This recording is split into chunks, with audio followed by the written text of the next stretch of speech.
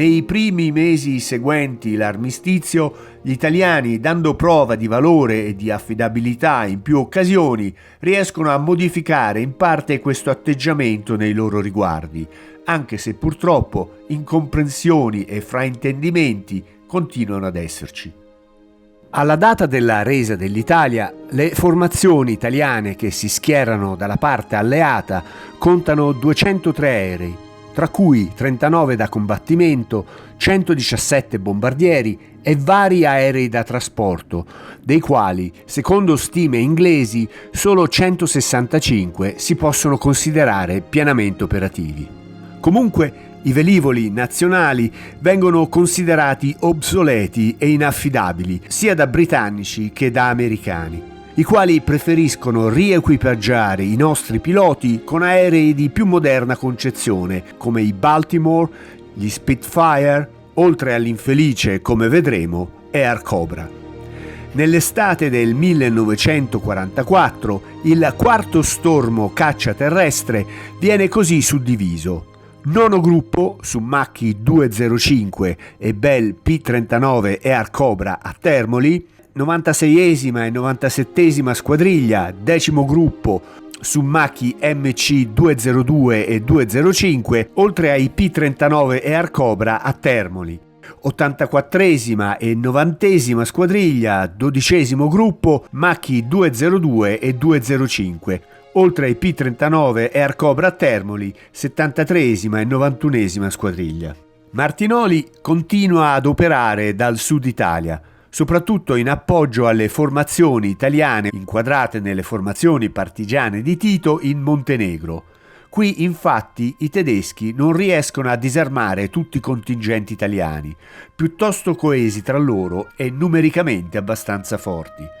Ciò avviene soprattutto in Montenegro, zona della Jugoslavia dove dopo l'occupazione militare italo-tedesca nel 1941 è stato creato del tutto artificialmente un Regno di Montenegro, che poi viene completamente affidato alla responsabilità delle truppe italiane. Alla data dell'armistizio, a presidiarlo sono presenti la Divisione Alpina Taurinense, la Divisione di Fanteria da Montagna Venezia con la sua gemella Divisione Ferrara, oltre alla Divisione di Fanteria Emilia, con reparti minori di Guardia di Finanza, Carabinieri e Camicie Nere.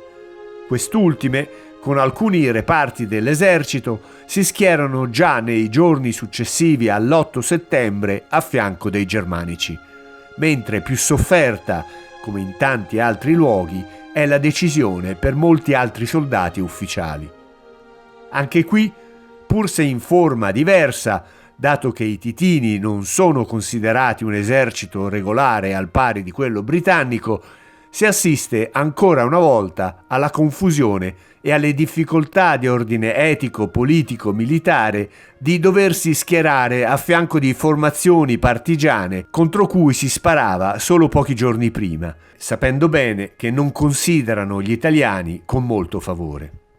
Gli italiani, tuttavia, al contrario dei loro sfortunati colleghi della divisione Acquia Cefalonia, decidono in fretta e per la maggior parte contro l'alleanza con la Germania. Già il 9 settembre, ad esempio, il gruppo di artiglieria alpina Aosta, al comando di Carlo Ravnic, apre il fuoco contro una colonna tedesca e nei giorni successivi vi sarebbero stati altri numerosi episodi analoghi.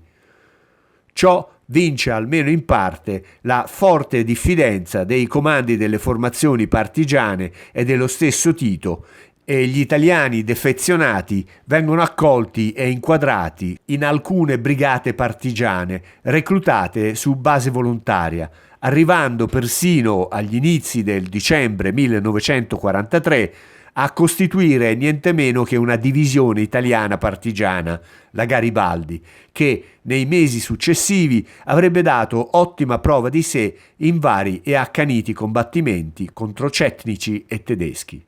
A questo punto si pone tuttavia il problema di come continuare a tenere i rapporti con il legittimo governo del Sud Italia, che, nonostante sia responsabile del disastro dell'8 settembre, è considerato dai più come il primo referente dal punto di vista politico e militare. I soldati e gli ufficiali italiani, anche se sbandati, continuano in generale a considerare valido il giuramento fatto alla persona del re, quindi ad autoreferenziarsi comunque come soldati italiani, il che da parte jugoslava li fa considerare sempre come una sorta di sorvegliati speciali. Gli alleati il 7 giugno 1944 creano la Balkan Air Force, vera e propria forza aerea multinazionale cui partecipano americani, inglesi, greci, jugoslavi e italiani, con il compito di supportare le formazioni partigiane antitedesche in Jugoslavia, Grecia e Albania. Questa è una delle pochissime iniziative alleate di largo respiro cui è concesso agli italiani co-belligeranti di poter partecipare.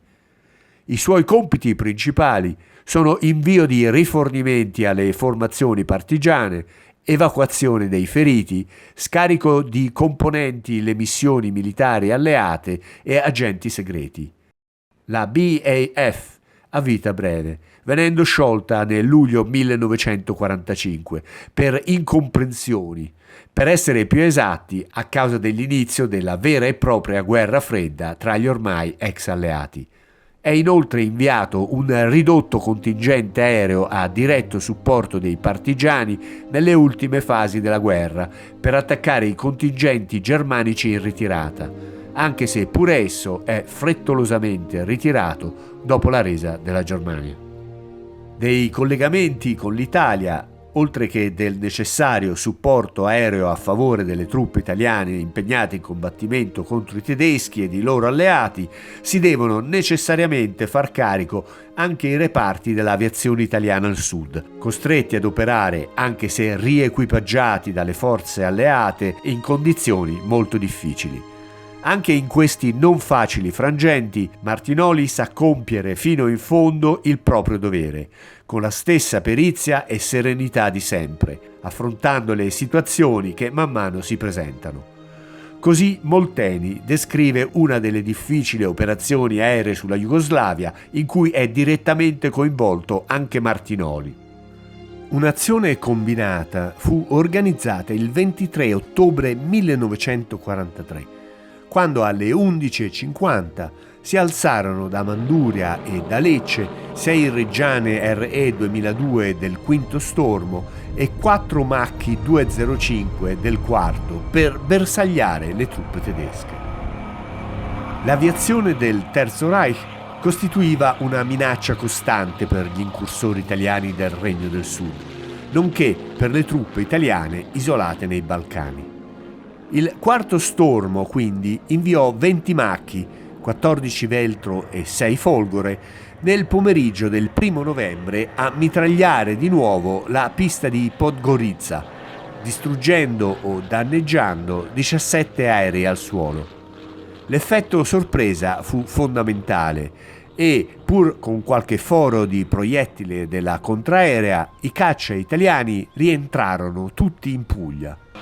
Ma non prima di essersi imbattuti sulla rotta di rientro in 2 caccia Messerschmitt 109, presto respinti, e in un lento trasporto Junker 52, ingaggiato e abbattuto da Teresio Martinoli. Con la distruzione di quel trimotore Junker, Martinoli conseguì la sua 22esima e ultima vittoria confermata, il che lo renderebbe il maggior asso italiano della Seconda Guerra Mondiale se, come sembra, le 26 vittorie che vengono attribuite ad Adriano Visconti si debbano ridurre a solo una decina effettive. I combattenti italiani in Montenegro sono quasi del tutto isolati dalla madrepatria e circondati da un nemico rancoroso e feroce e tollerati a stento dai loro nuovi alleati, che non perdono occasione per far pesare loro di essere stati, sino a poco tempo prima, invasori e truppa di occupazione nel loro paese. Nonostante questo, parecchi reparti continuano a combattere sino al definitivo crollo tedesco, L'esercito di Tito ha dunque un grosso debito di riconoscenza nei confronti dell'aeronautica italiana, senza il cui supporto costante, realizzato a costo di gravosi sacrifici di equipaggi e personale tecnico, avrebbero avuto molti più problemi a resistere alle soverchianti forze nemiche.